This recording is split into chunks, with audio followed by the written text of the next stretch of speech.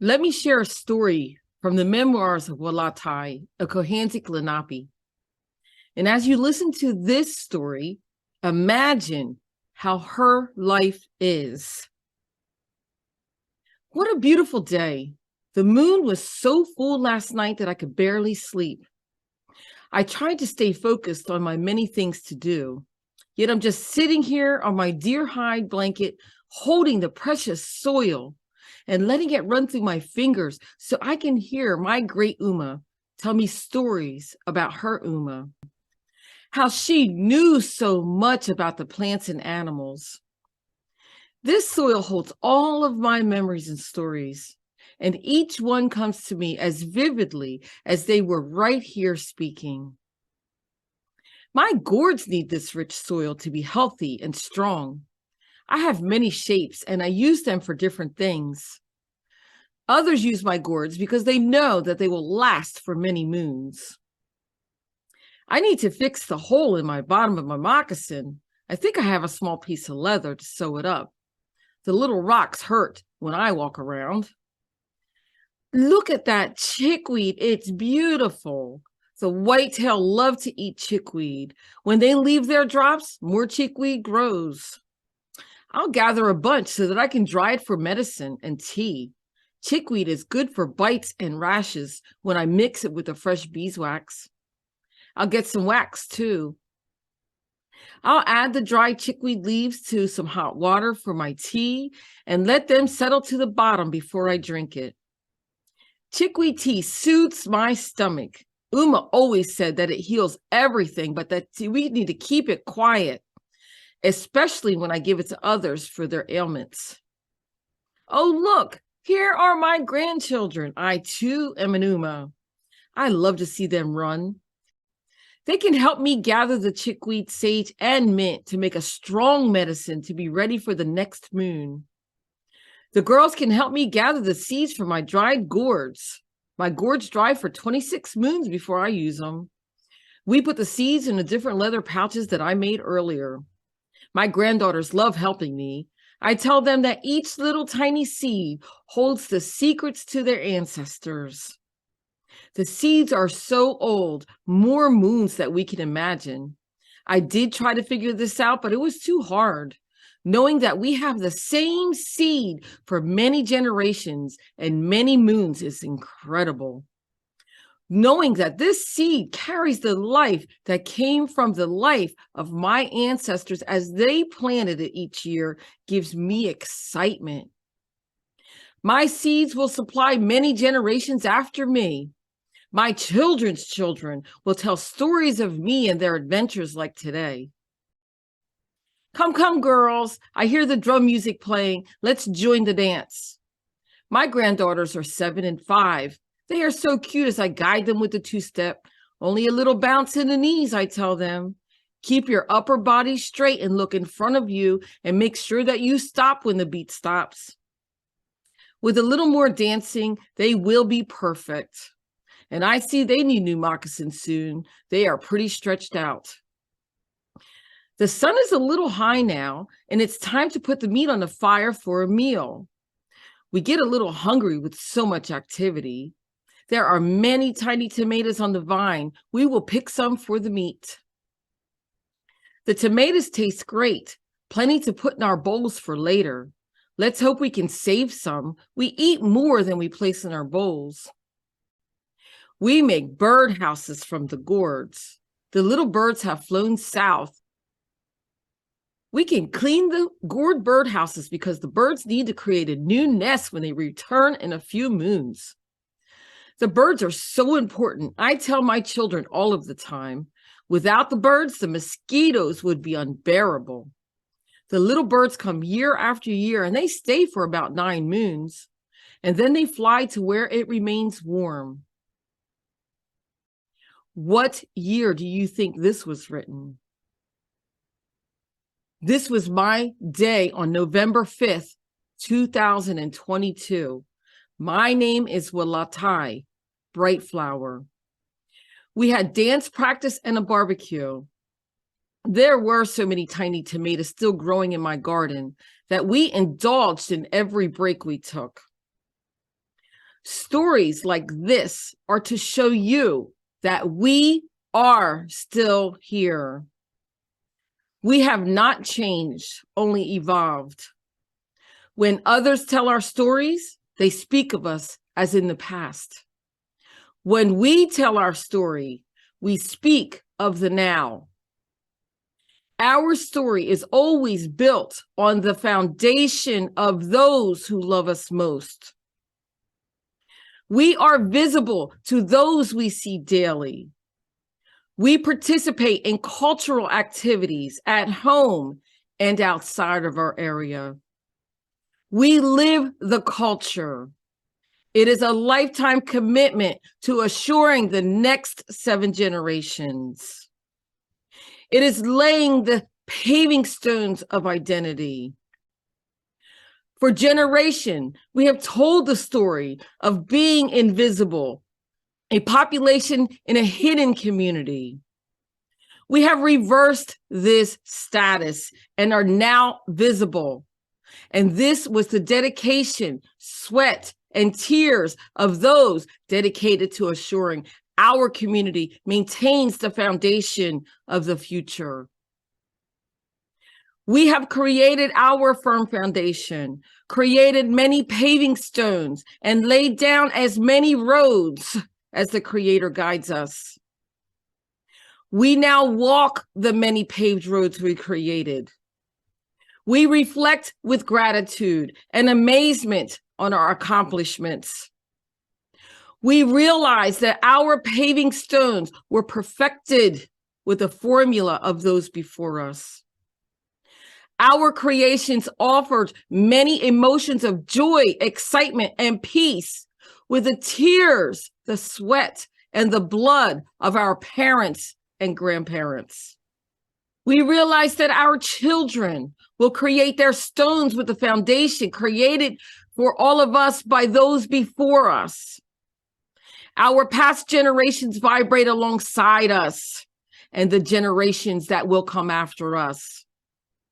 We see our ancestors through our children and grandchildren and great-grandchildren. This paved road that we leave for our future generations is a gift.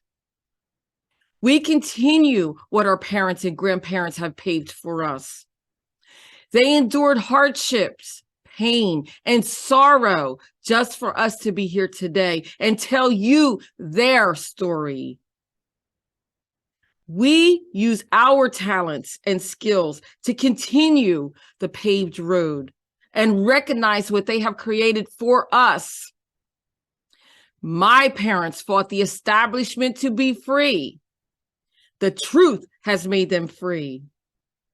They paved the road of visibility so we can use our creativity to make this a better place for future generations.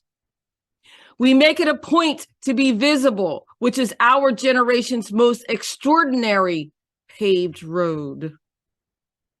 As we hold the soil in our hands, we realize that 1 inch of topsoil was created over 500 years. And this soil runs through my hands. It also ran through the hands of my ancestors. We have been a continuous community since before the inception of the early 1600s. The water we drink ran through their bodies, through the herbs and the food we eat. We are spiritually connected, the past and the present.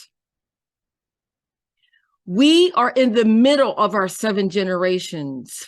We speak of our great-grandparents to our grandchildren. This practice is how we keep our traditions alive. We are still here, and our continuous community is still here. It is nice that you embrace us for our contribution to this community. We are the fiber of this community, and to be acknowledged for our existence secures the road of the next 7 generations and gives peace to our parents, grandparents, and those generations that vibrate with us. Here is a passage from the book, The Blossoms of Bright Flower. Our community is more than the buildings that surround us. Our community is the heart and the soul of the people who occupy it. Every community has the heart and soul of those who stayed and made it a better place. Every place you go has the heart and soul of those who have realized their dreams to make it a better place. We stay in our community because we find it desirable and familiar, not because of the buildings. It is a vision of those who have stayed behind to make it a better place to live for all of the families that belong to it. Our community is more than cities and barriers and borders. Our community is the heart and the soul of the people who occupy it. Our community lives and breathes because of those who have poured their hearts and soul to make it a better place for all of us to enjoy. We thank those who have stayed in our community to make it a better place to live. We encourage you to do whatever you can to continue to keep this a better place so that our future can embrace our community. Our community has so much to offer, and we have a voice.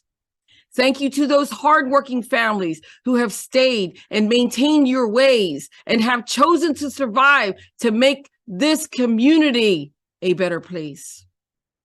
The fact remains that we are still here. Many have attempted to annihilate and assimilate our communities, but little is known by others, and we have managed to be as one. Each community that we represent has multiplied and gained strength through teaching, love, and support from the elderly to the youth. We are the keepers of the earth as long as the youth continue to carry the seed of their parents and grandparents. As long as we teach the new generations, we will continue.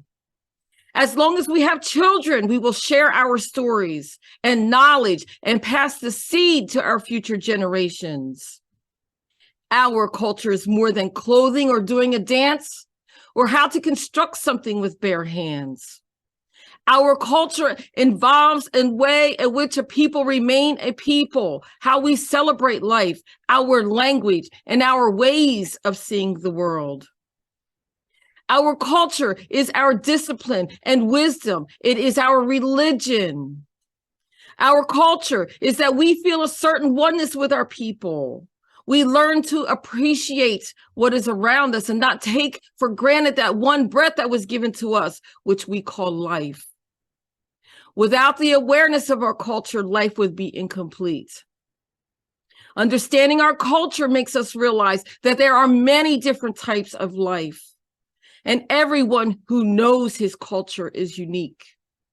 We understand our traditions and customs, and we realize who we are because our culture involves the way in which we as a people remain a people, how we celebrate life, our language, and our way of seeing the world. Our culture itself is alive and strong from generation to generation, and this we call our community. And for our community, Native American children's and inspirational spiritual books are written to give a voice to the voiceless, give a name to the nameless, and give a face to the faceless. We write to give identity to those who have had their identity stolen with the stroke of a pen. For centuries, history has taught about our people as something from the past, as if we are a relic. Our books in school talk about us like we do not exist and that we are no longer walking on this earth. And then when we are taught in a home, it contradicts what we are taught in the schools. And this teaching has always caused confusion among my parents and grandparents and myself. We have taken upon ourselves to change the way the stories are told, to give a name to the nameless, give a voice to the voiceless, to give a face to the faceless. We write these stories so that our children and our grandchildren can have a sense of familiarity so that they are no longer confused when they come home from school with the inadequate history taught about our people. We all have wonderful imaginations and hear the stories from our elders that we can put a name and a face to these stories. And yes, these stories are our imagination. These stories give our people a name, a face, and a place from the inception to now. We respect Mother Earth and her wisdom, medicine, education, protection, and power. We have cared for our mother for thousands of years, right where you stand today. For our community, the citizens of this community have embarked on a public natured outdoor education center for conservation training programs. We teach ancient techniques with our Native American approaches. We serve the entire community, benefiting disadvantaged, racially diverse, and economically underserved population. Our wilderness and survival schools are in development with indigenous skill building, native plant education, invasive species management, hunter safety, tracking, wildlife identification, wilderness first aid, living off the land, and stewardship education. There is more to accomplish to bridge the past with the present. Proper education like this is the firm foundation as we build our new roads. We contribute and must be a part of the dialogue and education for the future. We thank you for a seat at the table and embracing our point of view so that we can build the bridge that we are still here. When will we reach a point where our education will correct the narrative and right the wrong of annihilation? How can you help bridge the past and the present?